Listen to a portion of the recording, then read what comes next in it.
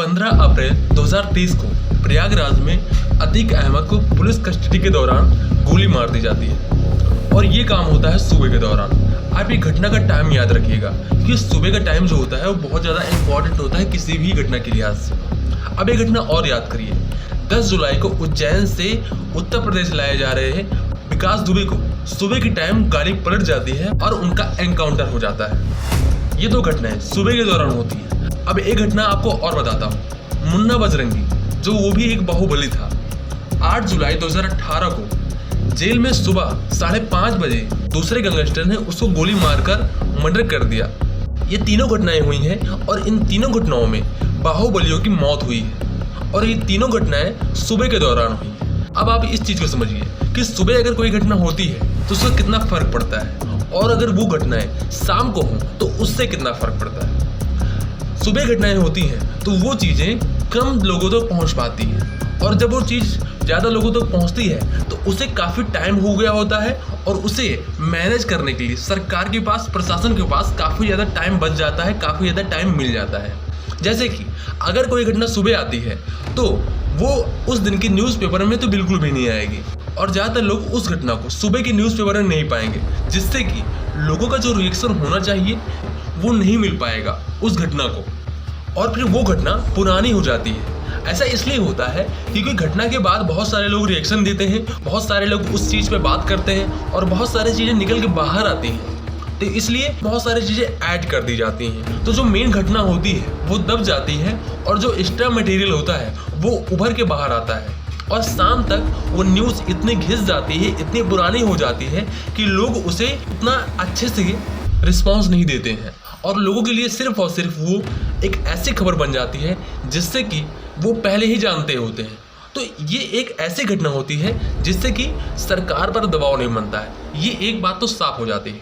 तो आखिर आज हम बात करने वाले हैं कि आखिर यूपी में योगी सरकार के आने के बाद वहाँ पर क्राइम रेट क्यों घटा है और वहाँ पर ऐसे बाहुबली क्यों जेल जा रहे हैं जो कि बीजेपी की तरफ नहीं है। अब आपके सामने एक रिपोर्ट दिखाता हूँ मैं। ये रिपोर्ट कहती है कि यूपी में 50% से ज़्यादा विधायक क्रिमिनल हैं। जैसे 403 में से 205 विधायक जो हैं वो अपराधी हैं और इनमें से 158 ऐसे विधायक हैं जो कि सीरियस क्रिमिनल केसेस में फंसे हुए हैं, जैसे मर्डर के केसेस में, अटेम्प्ट टू मर्डर के केसेस में, किडनैपिंग के केसेस में, क्राइम अगेंस्ट वुमेन्स के केसेस में। ठीक, और इसमें से देखने वाली बात यह है कि बीजेपी में 255 में से 90 विधायक ऐसे हैं जिन पर सीरियस क्रिमिनल केसेस हैं और दूसरे नंबर पर आती है समाजवादी पार्टी जिसमें 111 में से 48 विधायक ऐसे हैं जिनके ऊपर सीरियस क्रिमिनल केसेस हैं। अब यहाँ पर ध्यान देने वाली बात यह है कि बीजेपी में 90 विधायक ऐसे हैं जो कि क्रिमिनल हैं लेकिन वो जेल नहीं जाते हैं, उनके ऊपर केस नहीं होता है। आप विकास दुबे की बात करें, मुख्तार अंसारी की बात करें, अतीक अहमद की बात करें, मुन्ना बजरंगी की बात करें, ये ऐसे बाहुबली हैं जो कि जेल जा चुके हैं और ये बीजेपी से बिल्कुल भी नहीं है।